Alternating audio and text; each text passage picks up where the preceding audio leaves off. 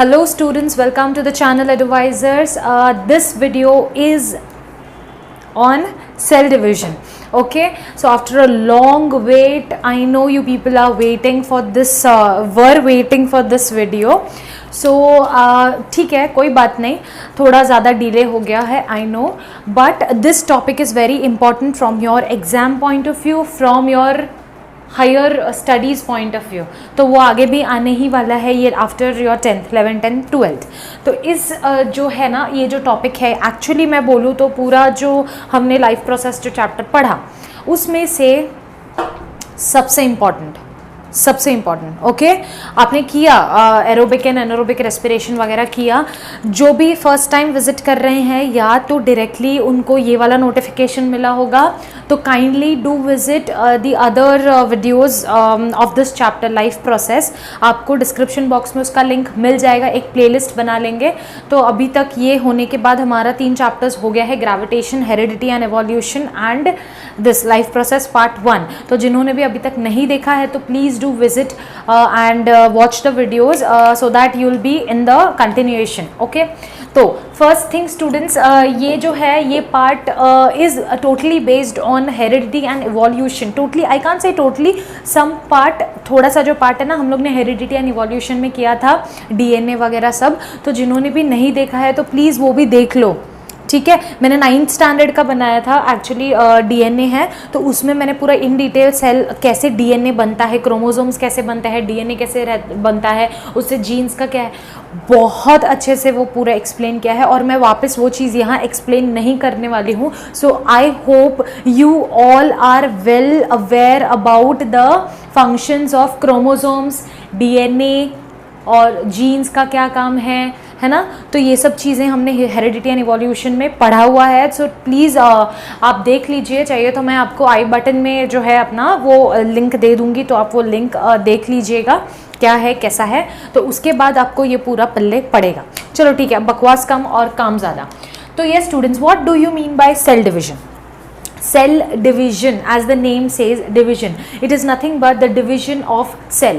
लेकिन ये cell division करना ही क्यों है? क्यों करना है भाई? डिविजन गेम खेल रहे हैं क्या हम? 3 डिवाइड बाय 6 डिवाइड बाय 3 या 2 divide by 6, whatever it is. ये सब ये मैथमेटिकल डिविजन नहीं है. This is natural division and it occurs in our whole body. Understood? So cell division is nothing but it is a division of cells to create, to make new cells. But let me tell you one thing, what is the reason behind making new cells? क्या ज़रूरत है नया sales क्यों बनाना है? What are the reasons? आपको कोई पूछेगा अरे सेल डिविजन क्या ज़रूरत है, सेल डिविजन का बन गया ना यार, ह्यूमन बॉडी बन गया, अब सेल डिविजन क्यों चाहिए? So these are the reasons for cell division. First is growth. सबको पता है, छोटे से हम बड़े होते हैं. छोटे बच्चे से आप अभी जितने भी 15 ईयर्स के हो, 14 ईयर्स के हो, तो क्या आप बचपन में जब पैदा हुए थे इतने से थे तो अभी भी उतने से ही हो क्या? ग्रोथ हुआ है ना. तो ग्रोथ सिर्फ हाइट में हुआ है क्या? नहीं. Growth happens in each and every part of our body, right. चाहे वो एनिमल हो, चाहे वो प्लांट हो. अभी छोटा सा हमने पौधा लगाया, प्लांट लगाया, after a week, after 15 days वो प्लांट ग्रो होता है. मतलब उसमें क्या हो रहा है? ग्रोथ हो रहा है. तो वो ग्रोथ कैसे हो रहा है, क्यों हो रहा है? Because of cell division. Understood? तो सेल डिविजन की वजह से ही हमारा ग्रोथ होता है. हमारा जो है ऑर्गन्स का भी ग्रोथ होता है. ऐसा नहीं है कि हम हाइट में बढ़ रहे हैं या हमारा सिर्फ इंटेलेक्चुअल कैपेबिलिटी बढ़ रहा है, हमारे ऑर्गन्स भी सारे ग्रो हो रहे हैं. अगर ऑर्गन्स, अभी हैंड्स, फिंगर्स, छोटे छोटे बच्चों के छोटे छोटे फिंगर्स होते हैं, वो धीरे धीरे ग्रो होता है. हमारे जो ऑर्गन्स है, liver, heart, everything, cell division continuously happens there. Okay, so growth होता है. Second thing, repair damaged cells. अब इसका मतलब क्या है? कहीं आपका कट गया, कहीं आपका बर्न हो गया, वॉट लगते रहता ना, स्किन पे रैशेज वगैरह सब कुछ होते रहते, कट हो जाता है कहीं पे. तो क्या कट हो गया तो बरसों लगते हैं क्या वो कट को भरने के लिए? या फिर तो वो कट हो रहा है या तो कहीं कुछ हुआ है, हमको डैमेज हुआ है हमारे बॉडी पे. अगर बहुत सीवियर डैमेज हुआ है तो उसको रिकवर करने के लिए टाइम लगता है. बट अगर माइनर डैमेज है, जैसे चक्कू से थोड़ा हाथ कट गया, तो वो 1-2 दिन में ठीक हो जाता है। Why? Because in that part, in that region cell division occurs, and cell division occur होने के बाद वो क्या होता है, सेल मल्टीप्लाई होता है, डबल बढ़ते जाता है, बढ़ते जाता है, तो वहाँ पे नए सेल्स बनते हैं। सब समझो, मेरा ये हाथ जल गया है, जल गया मतलब सीवियर बर्न है, तो ये पूरा स्किन निकलेगा एंड फिर उसके ऊपर एक नया स्किन आएगा, इसको लग जाता है काफ़ी टाइम जलने। इतना पार्ट अगर बोलो, छोटा सा पार्ट जला है तो वो तो विद इन 10 to 15 डेज हो जाता है, स्किन आ जाती है। नहीं, बस सीवियर है, सपोज जैसे बोला है smoking is not good for our health, आप स्मोक करते हो, आपका लंग्स खराब हो जाएगा। यस, आपको अभी नहीं पता चल रहा है, आपको नहीं बोल रही हूँ, जो भी करते हैं, मुझे पता है तुम लोग करते नहीं हो, छोटे बच्चे हैं सारे, मैं बोल रही हूँ कि जो स्मोक करते हैं, जो ड्रिंक करते हैं, जो गंदी चीज़ें जो हमारे बॉडी के लिए जो अच्छी नहीं है, वो जो कर रहे हैं ना, वो अंदर ही अंदर हमारे ऑर्गन्स को खा रहा है। वो आपको नहीं पता, वो तब पता चलेगा ना जब सेल डिवीजन रुक जाएगा। यस, सेल डिवीजन रुकता है आफ्टर अ सर्टेन पीरियड। एक बार हमारा ह्यूमन बीइंग जो बॉडी है, एक बार ग्रोथ हो जाता है तो हर जगह सेल डिवीजन रुक जाती है। आपको पता है हमारे ब्रेन्स में भी सेल्स है, कौन से सेल्स है, नर्व सेल्स है, राइट। तो नर्व सेल्स का भी डिवीजन होते रहता है। अब बचपन में हम जितने, हमारा अक्ल बोलते हैं या हमारा दिमाग जितना था, अब उससे तो कहीं ज़्यादा है ऑब्वियसली। अगर जिसका है उतना ही है, अभी वो बचपन में ही है, तो भाई तुम्हारा सेल डिवीजन नहीं हो रहा है। तो सबका सेल डिवीजन होता है। हमारा मेंटल कैपेबिलिटी कम होता है बचपन में, बट अभी धीरे धीरे बढ़ जाता है। But after a certain period of time our nerve cells stop the cell division. तो कुछ कुछ बॉडी के सेल्स हैं जो बंद हो जाता है उनका सेल डिवीजन। तो क्या होता है बताओ, अब जैसे एज बढ़ते जाता है, बुढ़े हो जाते हैं, तो हम सब भूलने लगते हैं ना, है ना, होता है ना, जो थोड़े ओल्ड हो जाते हैं तो वो चीज़ें भूलने लगते हैं। क्यों? Because the nerve cells starts degenerating. Cell division तो बंद हो गया बहुत सालों से, अब क्या हो रहा है, जो था वो भी खत्म हो रहा है, डीजेनरेट हो रहा है, इसीलिए धीरे धीरे सब भूलना स्टार्ट कर देते हैं। अंडरस्टूड? तो कभी कभी किसी में बीमारियां भी होती है ना कि सेल डिवीजन रुक जाता है, तो फिर बहुत सारी बीमारियां हो जाती हैं। तो that is all because of cell division. ठीक है, तो ये क्या करेगा, रिपेयर डैमेज्ड सेल। जैसे मैंने बताया आपका लंग्स खराब हो गया है, तो जब तक सेल डिवीजन का कैपेसिटी है, तब तक सेल डिवीजन करके वो ठीक कर सकता है। तब तक बोल रहे अरे मैं तो 10 साल से स्मोक कर रहा हूँ, मेरे को तो कुछ नहीं हो रहा। भाई तू रुक जा, 10 साल से कर रहा है ना, और 10 साल कर, और 10 साल कर, फिर तुझे समझेगा कि सेल डिवीजन रुक चुका है, अब तेरा कुछ नहीं हो सकता। अंडरस्टूड? तो लोगों को जब तक इफेक्ट दिखता है ना, तब तक बहुत देर हो जाता है। इसीलिए गंदी चीजें रोक लो। अगर कोई कर रहा है आपके सामने तो उनको बोलो बाबा आपको अभी नहीं पता चल रहा, और 10 साल रुको, तब तक आपके पास कुछ हाथ में नहीं रहेगा, फिर हो गया। ठीक है, तो जब तक सेल डिवीजन का कैपेसिटी है तब तक वो रिपेयर करते रहता है। Next, gametes formation. Gametes, male and female gametes. Male gamete is sperm, female gamete eggs, और यू कैन से ओवम। तो ये भी सेल डिवीजन से ही बनता है। Okay, understood? समझ में आ रही है बात, सेल डिवीजन कितना इंपॉर्टेंट है। अच्छा ठीक है, सेल डिवीजन का कोई डिसएडवांटेज? यस है। अगर ओवर सेल डिवीजन हो गया, अनकंट्रोलेबल सेल डिवीजन हो रहा है, तो कभी प्रे मत करना हे भगवान मेरा सेल डिवीजन कभी मत रोकना, करते ही रहना। नहीं रे बाबा, जो नेचुरल है वैसे ही रखो। अगर अनकंट्रोलेबल सेल डिवीजन हो जाता है कहीं पे आपके ऑर्गन्स में, कहीं पे भी, that is known as cancer. Understood? सुनो, अनकंट्रोलेबल मतलब अभी सपोज एक मसल में, एक ऑर्गन में कंटिन्यूसली सेल डिवीजन हो रहा है, तो अब जैसे है सेल्स है, ये सेल्स है, सेल डिवीजन हुआ मतलब ये सेल इतना बड़ा ऐसा नहीं होएगा, ये सेल डिवीजन इनमें हो रहा है मतलब बढ़ रहा है, तो बढ़ गया, ये सेल डिवीजन है। अंडरस्टूड? सेल डिवीजन मतलब ये चीज इतनी बड़ी नहीं हो रही है, ये मल्टीप्लाई हो रहे हैं। तो आप सोचो अगर ये चीज अनकंट्रोलेबल होते गया, मल्टीप्लाई होते गया और मल्टीप्लाई कंटिन्यूसली हो रहा है, तो वहां क्या बनेगा बताओ? वहां पे बनने लगेंगे गांठ, क्लॉट्स बनने लगते हैं।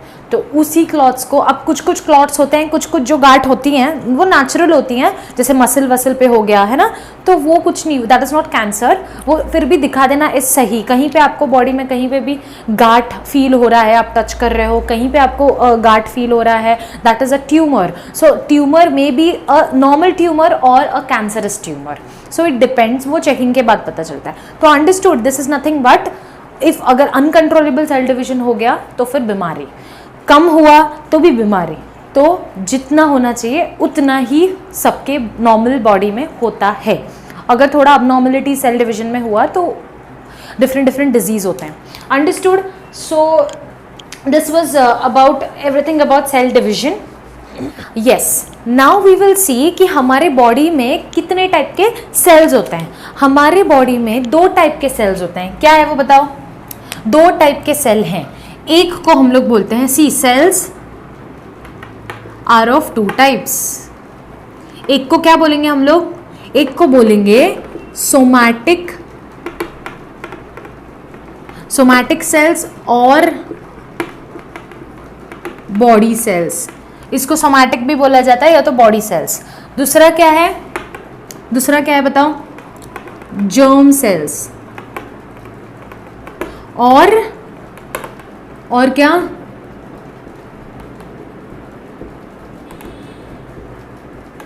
Reproductive cells. ओके, रिप्रोडक्टिव और reproduction cells, whatever you can say. ठीक है, तो जर्म सेल्स ये। एक और सेल होता है हमारे बॉडी में, स्टेम सेल्स। ये पता है स्टेम सेल्स कहाँ होता है? स्टेम सेल्स ना हमारा बोन मैरो होता है ना, हड्डियों के अंदर बोन मैरो होता है, वहाँ पे स्टेम सेल्स होता है। सोमैटिक सेल्स पूरे बॉडी में इसलिए उनका नाम है कि बॉडी सेल्स। ठीक है, तो पूरे बॉडी में हमारा सेल डिवीजन हो रहा है कंटिन्यूसली, हाथ पैर एवरीथिंग एवरीवेयर, तो that is somatic cells. Understood? अब जर्म सेल्स किसको बोलते हैं? वही जो मैंने बोला ना, अपना गैमेट्स फॉर्मेशन के लिए रिप्रोडक्शन सेल्स बोल सकते हैं या तो रिप्रोडक्टिव सेल्स बोल सकते हैं, जो भी है जर्म सेल्स। ठीक है, अब मैं आपको एक बात बताती हूँ, सुनो। इधर क्या होता है पता है? इधर एक चीज होती है, क्या होती है सुनो। सी, सबको पता है ह्यूमन बॉडी का क्रोमोसोम्स क्या है? क्रोमोसोम्स का नंबर कितना है ह्यूमन बॉडी में? 46 क्रोमोसोम्स। ह्यूमन बॉडी में कितने क्रोमोसोम्स है? 46। इसलिए मैंने बोला है वो वीडियो विजिट करो जिसने भी नहीं देखा है अभी तक। ठीक है, तो उसमें मैंने पूरा डिटेल्स दिया हुआ है, कैसा है, what is chromosome, everything. Cell सबको पता है ना, सेल के अंदर क्या क्या होता है? न्यूक्लियस होता है, साइटोप्लाज्म होता है ना। तो उसमें ही न्यूक्लियस के अंदर जब भी तब क्रोमोसोम नहीं बना होता, पहले वो रहता है क्रोमैटिन फाइबर, फिर वो कंडेंस होके क्रोमोसोम बनता है। क्रोमोसोम के अंदर रहता है डीएनए में होता है जीन्स। ठीक है, इसीलिए मैंने बोल रही हूँ मैं आपको वो वीडियो विजिट करो। तो human beings have how many chromosomes? 46 chromosomes. तो हमारे जो बॉडी में जितने भी सेल्स है सब में कितने क्रोमोसोम्स है? 46 क्रोमोसोम्स। अंडरस्टूड? समझ में आ रही है बात? अच्छा, तो 46 क्रोमोसोम्स है, तो इसको बताओ मैं पेयर्स में कैसे लिखूंगी? अगर पेयर्स में है तो क्या लिखूंगी? 23 इन पेयर्स। अंडरस्टूड? 23 पेयर मतलब जोड़ी में है, तो 23 इंटू 2 किया तो सिंगल कितने हुए? 46 क्रोमोसोम्स। अंडरस्टूड? तो पेयर्स में 23 ऐसे 46। तो एक्चुअली होता क्या है देखो, अभी ये अपना सेल है, कितना है इसमें क्रोमोसोम? 46 है। सेल के अंदर न्यूक्लियस, उसके अंदर, ठीक है ना, ऐसा भी ये मत करो। तो ये अपना सेल है, 46 क्रोमोसोम्स। सेल डिवीजन हुआ, सेल डिवीजन होता है तो क्या होता है? तो सेल डिवीजन हुआ तो मैंने क्या बोला? मल्टीप्लाई होता है। यही चीज बड़ा नहीं होगा, यही डिवाइड होएगा। 2 बन गए, अब इसका डिवीजन होएगा। अंडरस्टूड? तो बताओ मुझे कि ये डिवाइड होगा तो आपको क्या लगता है कितना आना चाहिए इसमें और इसमें? अब जो भी बोलेंगे हाफ हाफ आना चाहिए ना, वो रुक जाओ, अब नहीं आएगा हाफ। अब इसमें भी आएगा 46, इसमें भी आएगा 46। मुझे एक बात बताओ, हमारे बॉडी में सेल डिवीजन अगर होगा, वो हो रहा है अच्छे के लिए, अगर सेल डिवीजन हो रहा है 46 का, तुम हाफ हाफ बांट रहे हो, तो दोनों तो वो जो 2 नए बने वो तो फिर कुछ नहीं ना, उनके पास 46 होना चाहिए था, वो तो अभी कमजोर हो गए, 23 लेके बैठे हैं, राइट? तो सेल डिवीजन में 46 का क्या हो जा रहा है? 46। अब जिन्होंने आंसर किया होगा कि 23 भी हो सकता है, 23 भी हो सकता है, यस 23 भी हो सकता है। वो कब होता है बताओ? ये चीज जो होती है इसको बोलते हैं हम माइटोसिस, इसको बोलते हैं हम मियोसिस। समझ में आ रहा है? अगर 46 क्रोमोसोम्स का सेल डिवीजन के बाद, ये इसको क्या बोलेंगे हम लोग? Daughter cells. तो सेल डिवीजन के बाद में भी 46 ही क्रोमोसोम्स है, that is nothing but mitosis. Normal body cells में होता है माइटोसिस। तो माइटोसिस कहाँ होता है? यहाँ होता है सोमैटिक सेल्स में। मियोसिस क्या होता है? 46 क्रोमोसोम्स था, डिवाइड होने के बाद 23 हो गया, इसको बोलते हैं हम लोग मियोसिस। ठीक है, अब सुनो मेरी बात, क्यों 23? किसी के मन में आना चाहिए यार मैम क्यों 23? हाँ तो सुनो अभी मेरी बात। गैमेट्स फॉर्मेशन जैसे मैंने कहा, अब मुझे बताओ कि क्या होता है, मतलब मेल में जो गैमेट होता है उसे हम क्या बोलते हैं?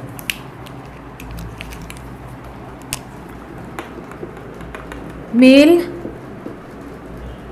Female. Male gametes are sperm and this is ovum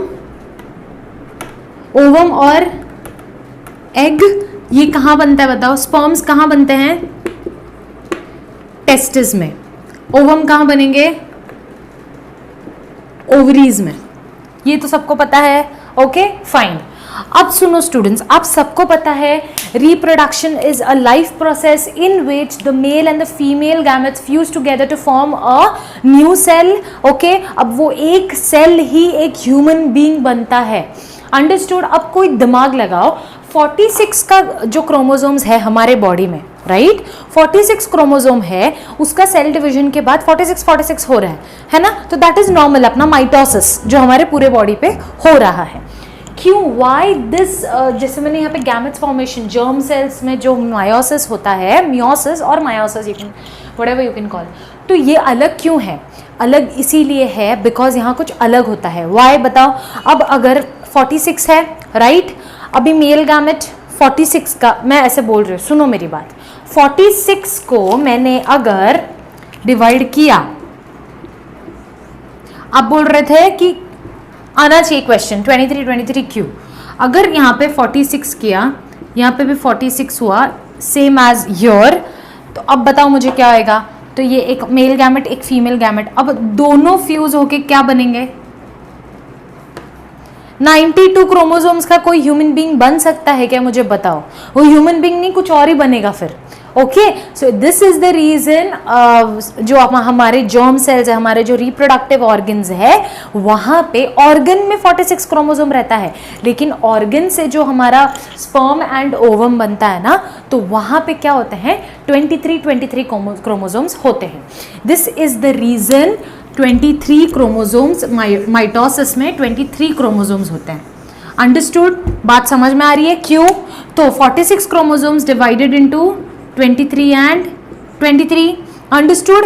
तो अब बताओ मुझे, अब 23 बन सकता है ना? तो अभी एक्चुअली माइटोसिस में एक और फेज होता है। क्या होता है? 23 further gives 2 cells, this 2 cells. अब यहाँ डिवीजन नहीं होता, अभी 23 का आधा आधा नहीं करेंगे। अब क्या क्या जीरो पे लाके खड़े करना है क्या? 23 का यहाँ पे भी 23 ही रहेगा। ठीक है, तो माइटोसिस में इतने स्टेप्स होते हैं। Understood? This is the reason. इसीलिए जब फिर एक अगर मेल आया, सपोज ये मेल है, ये फीमेल है, ये दोनों का कॉम्बिनेशन हमारा एक न्यू सेल बनेगा, तो दोनों में क्या आ गया? 46 आ गया। अल्टीमेटली 46 क्रोमोसोम्स आ गया, और वो अच्छे से फिर आगे सेल डिवीजन होके वो एक ह्यूमन बीइंग बनता है। अंडरस्टूड? समझ में आ रही है बात? अब स्टूडेंट्स यहाँ पे एक चीज़ आपको याद रखनी है, जैसे डिफरेंस बिटवीन तो मैं आपको बताऊंगी माइटोसिस एंड मियोसिस का। अब मुझे बताओ, जैसे मैंने यहाँ पे किया कि हम लोग जैसे 2n, let's consider this 2n। What is 2n? 2n is the number of chromosomes. 2n, n की जगह क्या होना चाहिए? तो 46 बनेगा, n की जगह पे ऑब्वियसली 23 होना चाहिए। 2 × 23 इज 46। तो 2n सेल्स है, मतलब क्या? क्रोमोसोम्स है, मतलब 46 क्रोमोसोम्स। तो ये डिवाइड होके क्या बन गए? अब मुझे बताओ ये क्या है? ये माइटोसिस है कि मियोसिस है? बताओ जल्दी, माइटोसिस है या मियोसिस है?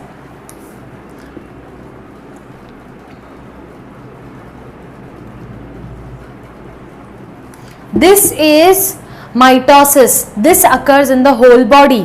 तो 46 है तो यहाँ भी 46, यहाँ भी 46, this is mitosis. Understood? Meiosis क्या होगा बताओ मुझे? 2n है तो क्या होगा? डिवीजन होगा, तो डिवीजन n है ना? तो अभी now this n gives rise to 2, this n gives rise to 2 daughter cells. तो यहाँ क्या n/2 n. अंडरस्टूड? तो कुछ समझ में आ रहा है डिफरेंस बिटवीन, लिख सकते हो माइटोसिस एंड मियोसिस के बीच में, लिख सकते हो mitosis occurs in the somatic cells which is nothing but our body cells. Meiosis occurs in the germ cells, or you can say reproductive cells, that is sperms and ovum. In mitosis, how many daughter cells batao? Daughter cells, now these are called as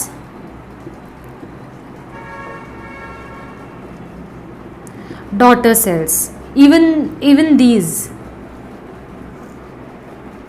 okay तो ये जो सारे हैं ना and, that is daughter cells. तो ये क्या बनेंगे?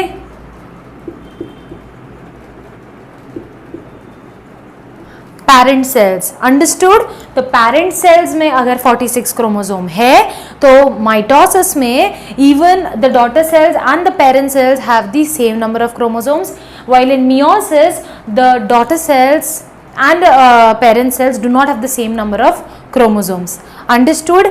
समझ में आ रही है बात? समझ गए ये चीज? एक और चीज, ये जो 2n वाला है जहां पे दो क्रोमोसोम नहीं, ऐसे एक सेल में 2 क्रोमोसोम है तो उसको डिप्लॉइड बोलते हैं, अगर एक ही क्रोमोसोम है तो हैप्लॉइड बोलते हैं.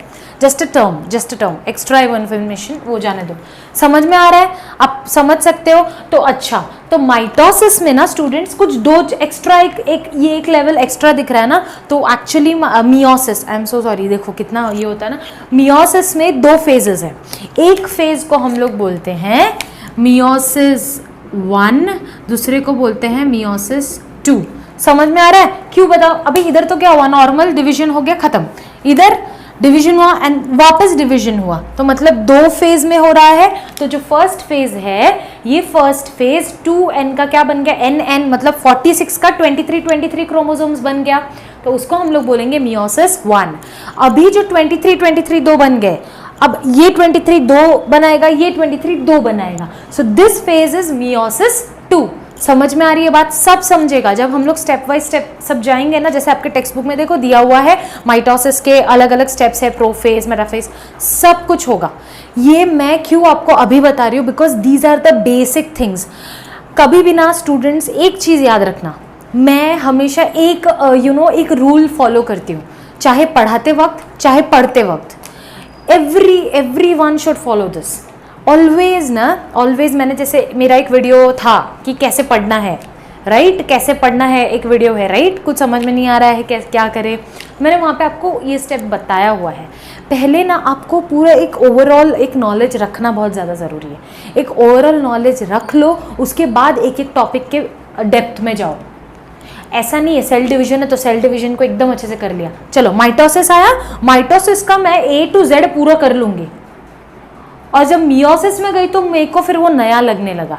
ऐसा कभी मत करो. आपके पास 10 टॉपिक आएगा, 10 टॉपिक का ओवरव्यू ले लो, किसको किससे कनेक्ट करना है देखो. मैं हमेशा बोलती हूँ अपने टेक्स्ट बुक में जितने चैप्टर्स है, चैप्टर्स को कनेक्ट करो. एक चैप्टर के अंदर अलग अलग टॉपिक है, उनको कनेक्ट करो. तभी आपको अगर कभी एग्जाम में एक टॉपिक का कुछ याद भी नहीं रहा ना, अगर माइटोसिस याद है तो मियोसिस आराम से याद रहेगा. क्यों? क्योंकि आपने दोनों साथ में पढ़ा है. आपको याद होगा, अरे हाँ माइटोसिस में 2n का 2n ही बनता है, मतलब जितना क्रोमोसोम्स इधर है उतना ही क्रोमोसोम्स उसके डॉटर सेल्स में भी है. और वैसे ही this 46 is the example of human being. Plant cell में अलग होता है, उनका नंबर अलग है, सबका अलग अलग नंबर ऑफ क्रोमोसोम्स है. यहाँ पे सिर्फ मैं ह्यूमन बीइंग का लेके चल रही हूँ, मैं आप कोई भूत प्रेत को तो लेके नहीं, कोई जादू है ना एलियन का तो मैं क्रोमोसोम बैठ के यहाँ पे मेजर नहीं करूंगी. जो पता है बस उसी का कर रही हूँ. तो 46 अपने को पता है ह्यूमन बीइंग का है, तो उसी एग्जाम्पल से चलते हैं ना. तो 46 का 46 ही रहेगा. मियोसिस में 46 का क्या हो जाएगा, 23 मतलब क्या हो गया, हाफ. तो मुझे बताओ माइटोसिस का एक नाम है, that is mitosis is also called as equational. Mitosis is also called as the equational. उसका एक और नाम है equational. It is the equational division. और एंड दिस बताओ 2n का nn हो गया, हाफ हो गया, तो क्या हुआ, रेड्यूस हो गया. तो इसीलिए meiosis is also called as reduction. Okay, reduction हो रहा है ना. अच्छा, तो ये मियोसिस 1 है, रिडक्शन. अब बताओ मुझे, ये n का nn रहा, n का nn रहा, मैंने क्या कहा, n का n/2 तो नहीं होगा, 23 था, 23 का हाफ तो नहीं होगा, करेक्ट है ना, उसका तो हाफ नहीं होगा ना। तो इधर क्या हो रहा है, इधर रिडक्शन नहीं हो रहा है, मतलब यहाँ क्या हो रहा है, सेम जैसा माइटोसिस में हो रहा था, 2n का 2n रहा, वैसे ही n का n रहा, सेम वे जैसा माइटोसिस हो रहा था। तो हम यहाँ पे माइटोसिस ऐसा तो नहीं बोलेंगे, meiosis is made up of 2 phases, meiosis phase 1 and second phase is mitosis, ऐसा हो सकता है कि नहीं, इसीलिए उन लोगों ने 2 phases का नाम दे दिया, मियोसिस 1 एंड मियोसिस 2। ठीक है, समझ में आ रही है बात। बट ये एक्चुअली ये एक माइटोसिस हो रहा है, जो ये माइटोसिस ऐसे हुआ है, ये एक पार्ट पे माइटोसिस हो रहा है, ये एक पार्ट पे भी माइटोसिस हो रहा है, लेकिन उसको हम लोग माइटोसिस नहीं बोलेंगे, इसको बोलेंगे मियोसिस 1, मियोसिस 2। तो ओवरऑल मियोसिस को नाम दे दिया है रिडक्शन एंड ये इक्वेशनल। कभी भी आ सकता है, ये चीजें आपके टेक्स्ट बुक में नहीं है एंड ये कुछ बड़ा सा पहाड़ तोड़ नहीं है, एक वर्ड है इक्वेशनल, मतलब इक्वेशन हम लिखते हैं ना, बैलेंस करते हैं, इक्वेशनल सेम है, 2n 2n 2n, रिडक्शन कम हो गया। I think so this is clear up till now. जैसे मैंने बताया what is cell division, cell division होता क्यों है, what are the reasons, so these are the reasons cell division का। सेकेंड थिंग, बॉडी सेल्स में, हमारा बॉडी में कैसे कैसे टाइप के सेल्स हैं, सोमैटिक सेल्स जो कि बॉडी सेल्स है, दूसरा है germ cells. Germ cells are present in our reproductive organs. Males में testis में sperm बनता है and females में ovaries में ovum बनता है. Understood? अब क्या हो रहा है, बॉडी सेल्स में जो सेल डिवीजन होता है ना, क्रोमोसोम का नंबर चेंज नहीं होता है।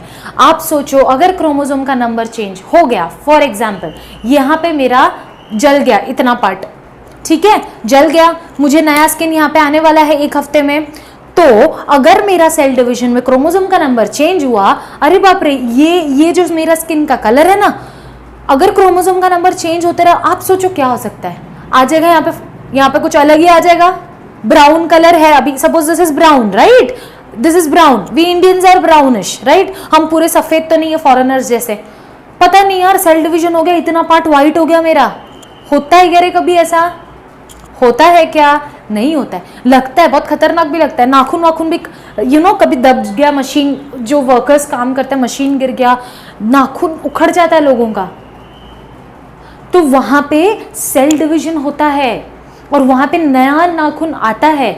देखो डॉक्टर्स भी बोलते हैं नहीं अभी तो ये बच्चा है, इसका नाखून जो गया ना ये आ जाएगा, बिकॉज वाई बिकॉज अभी वो बच्चा है, सेल डिवीजन चल रहा है उसके बॉडी में, तो वो आ जाएगा। अभी आप 50 के हो गए हो अगर, और आपका नाखून उड़ जाता है तो इट इज़ वेरी डिफिकल्ट। हाँ, अगर आपका बॉडी में सेल डिवीजन अभी भी हो रहा है देन फॉर श्योर आएगा नया चीज़। अंडरस्टूड? तो ऐसे होता है, तो इसीलिए बॉडी सेल्स में number of chromosomes always remains the same, but only one जगह है जहाँ पे the number of chromosomes are not same. Where in the reproductive, where cells not organs. Reproductive organ में कभी 46 का 23 नहीं होता है।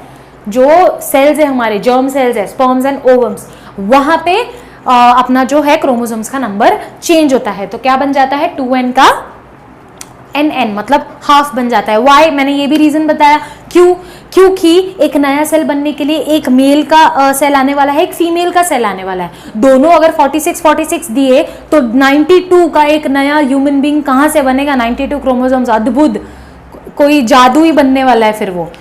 अंडरस्टूड? तो ऐसा नहीं होता है, इसीलिए वहां पे होता है माइटोसिस। मियोसिस का another name is equational. Mitosis का अलग नेम इज इक्वेशनल, मियोसिस का अलग नेम इज रिडक्शन। अंडरस्टूड? एक और पॉइंट, माइटोसिस में how many daughter cells? 2 daughter cells. Meiosis में हाउ मेनी डॉटर सेल्स?